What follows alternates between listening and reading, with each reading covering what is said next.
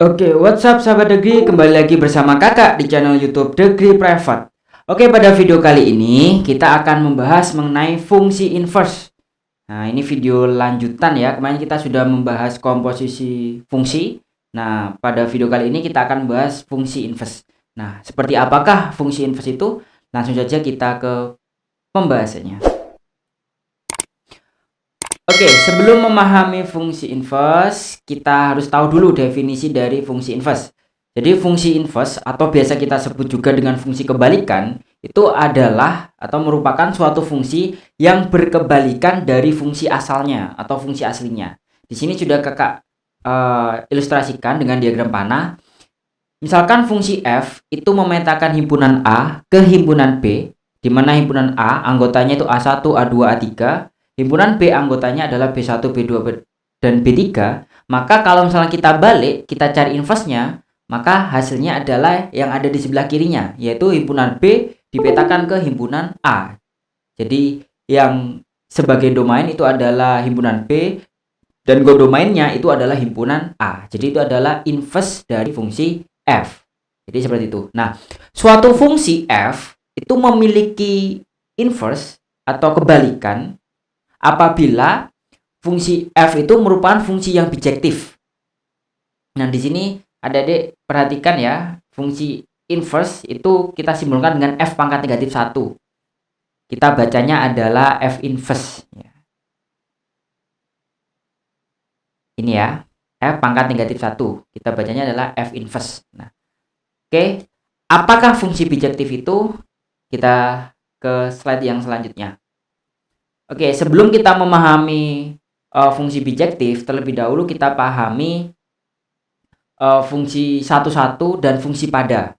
Oke, fungsi satu-satu terlebih dahulu, atau biasanya kita sebut dengan fungsi injektif, one to one. Jadi, maksudnya dari fungsi satu-satu atau fungsi injektif ini adalah setiap anggota himpunan A, domainnya, itu dipasangkan dengan anggota yang berbeda pada codomain. Jadi contoh misalkan di sini di himpunan A itu anggotanya A, B, C, dan D. Kemudian himpunan B itu anggotanya 1, 3, 5, dan 7. Nah, setiap anggota A ya, elemen di A sini ya, itu memiliki pasangan yang berbeda di anggota B. A dengan 1, B dengan 3, C dengan 5, D dengan 7. Nah, ini kita sebut dengan fungsi satu-satu atau injektif. Jadi nggak ada D dipetakan dengan 5 juga. Nah, itu berarti bukan satu-satu atau bukan injektif. Nah, kemudian selanjutnya kita pahami fungsi pada. Nah, fungsi pada di sini atau biasanya kita sebut dengan onto atau fungsi surjektif itu adalah di mana daerah hasilnya itu sama dengan codomain. Jadi, anggota B, setiap anggota di himpunan B itu memiliki atau dipasangkan dengan anggota himpunan A minimal 1. Nah, minimal 1. Nah, contoh di sini ya, setiap anggota himpunan B itu punya pasangan dengan A, dipasangkan dengan A, 1 dengan A, 3 dengan B, 5 dengan C, 7 dengan D, dan 7 dengan E. Jadi minimal memiliki satu pasangan. Sehingga daerah hasilnya itu sama dengan daerah kawannya. Nah, sedangkan yang kita sebut dengan fungsi bijektif itu adalah fungsi yang surjektif dan juga yang injektif. Jadi fungsi bijektif itu terjadi ketika jumlah anggota domain itu sama dengan jumlah anggota kodomain. Dan tidak ada dua atau lebih domain berbeda yang dipetakan ke kodomain yang sama. Yang tadi itu ya. Dan setiap kodomain memiliki pasangan di domain atau di daerah asal. Jadi kalau sudah memiliki atau kalau sudah fungsinya bijektif, maka dia memiliki inverse ya. Oke, sedemikian hingga jika fungsi f itu dibalik atau inverse, maka juga merupakan sebuah fungsi. Jadi kalau A ke B itu kita sebut dengan fungsi, misalkan dia adalah fungsi ya, fungsi memenuhi definisi fungsinya kemarin, yaitu harus setiap anggota A harus punya pasangan tepat satu dengan anggota himpunan B.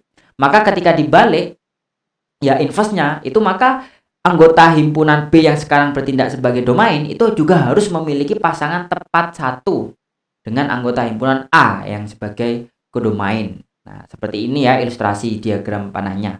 Jadi itu memiliki inverse jika fungsinya bijektif. Oke, kita lanjutkan. Nah, ada 3 langkah untuk menentukan fungsi inverse, yaitu yang pertama, ubahlah fx menjadi bentuk y. Fx kita ubah menjadi y. Kemudian yang kedua, ubah persamaan menjadi bentuk x sama dengan, ya, menjadi bentuk x sama dengan.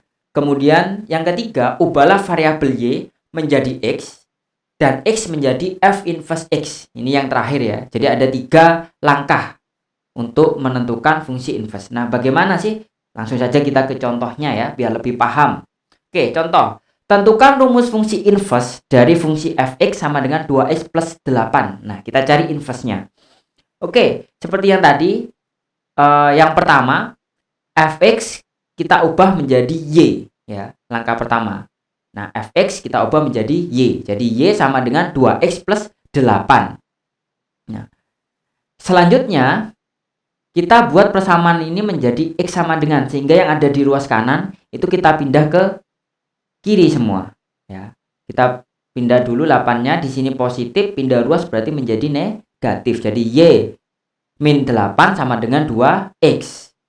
Nah, selanjutnya 2-nya kita pindah, di sini kali maka pindah jadi bagi. Jadi y min 8 per 2 sama dengan x. Nah, sudah menjadi bentuk x sama dengan. Yang terakhir, kita ubah variabel y ini menjadi x dan variabel x ini itu menjadi f inverse x.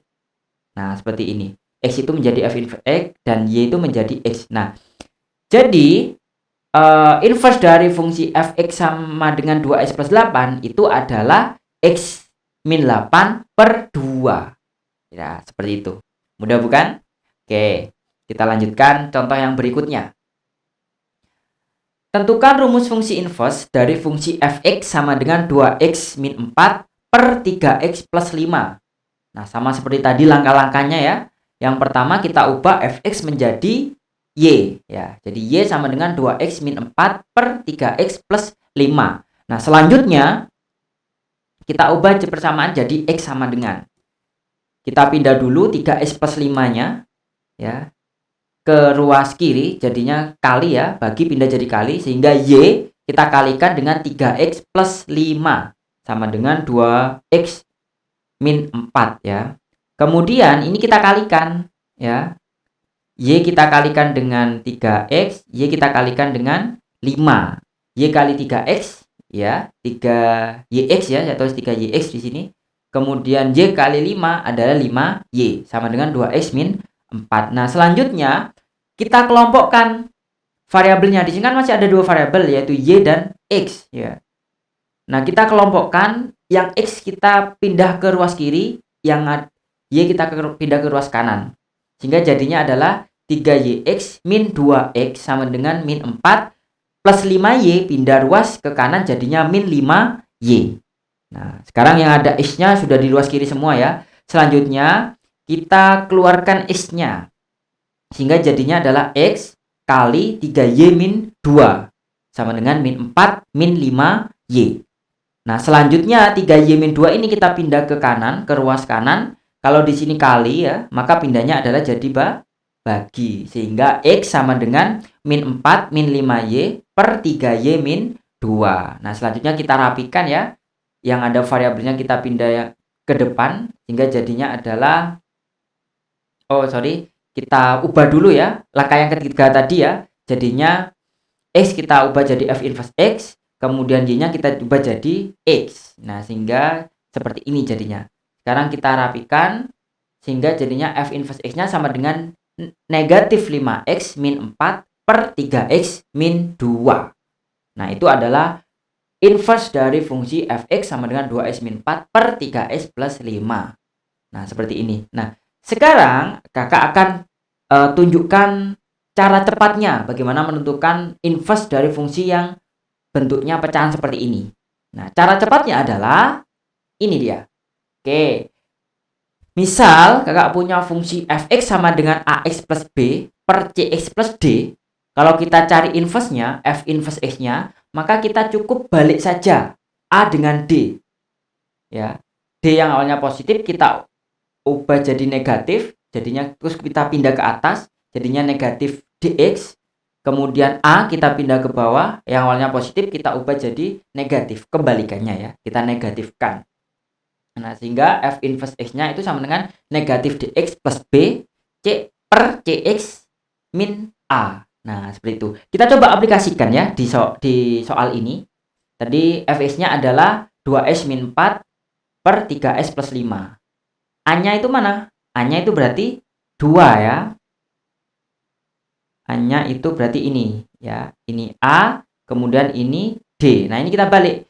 Maka inverse-nya pakai rumus cepat ini, cara cepat ini, maka jadinya adalah negatif 5x, di sini positif pindah jadi negatif ya, negatif 5x min 4 per 3x min 2. Nah, di sini 2-nya positif berarti pindah jadi negatif.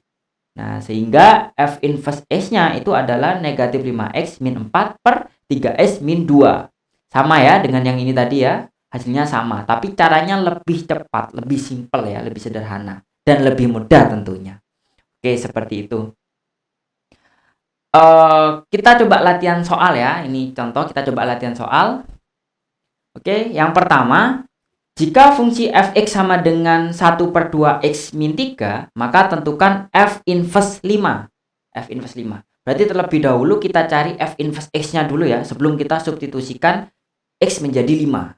Nah, kita cari inverse-nya dulu. Seperti tadi, berarti kita misalkan fx itu sebagai y. Kita ganti sebagai y. Jadinya y sama dengan 1/2x min 3. Nah, selanjutnya kita ubah persamaan menjadi x sama dengan. Sehingga kita pindah min 3-nya jadi plus 3 ya. Kita pindah ruas ke kiri. Jadinya y plus 3 sama dengan 1/2x. Kemudian 2/2 kita pindah ke kiri. Kalau di sini bagi ya 2-nya, maka kita pindah jadi kali ya. Jadinya 2 dikali y plus 3 sama dengan x. Kemudian 2-nya kita kalikan dengan y, 2-nya kita kalikan dengan 3. Jadinya 2y plus 2 kali 3, 6 sama dengan x. Kemudian langkah yang terakhir, y-nya kita ubah jadi x, kemudian x-nya kita ubah jadi f inverse x. Sehingga kita dapatkan f inverse x-nya itu sama dengan 2x plus 6. Nah, sekarang yang ditanyakan di soal itu adalah f inverse 5. Sehingga x-nya kita ganti dengan 5. Ya, kita ganti dengan 5. Sehingga f inverse 5 itu sama dengan 2 dikali 5 ditambah 6. Karena x-nya kita ganti dengan 5 ya. 2 kali 5 itu 10 ditambah 6 jadinya 16. Sehingga hasil dari f inverse 5 itu sama dengan 16. Oke, cukup mudah ya. Oke, kita lanjutkan ke contoh yang berikutnya. Oke, jika fungsi fx sama dengan negatif 3x plus 5 per 2x plus 6, maka tentukan f inverse 4. Kita cari f inverse 4. Berarti terlebih dahulu kita cari inverse-nya dulu ya. Seperti tadi, fx itu adalah sama dengan negatif 3x plus 5 per 2x plus 6. Kita pakai cara yang cepat tadi ya. Cara cepat tadi adalah ya, kita balik A dengan D. Kemudian kita negatifkan. Sehingga f inverse x-nya itu adalah negatif 6x plus 5 per 2x plus 3 ya.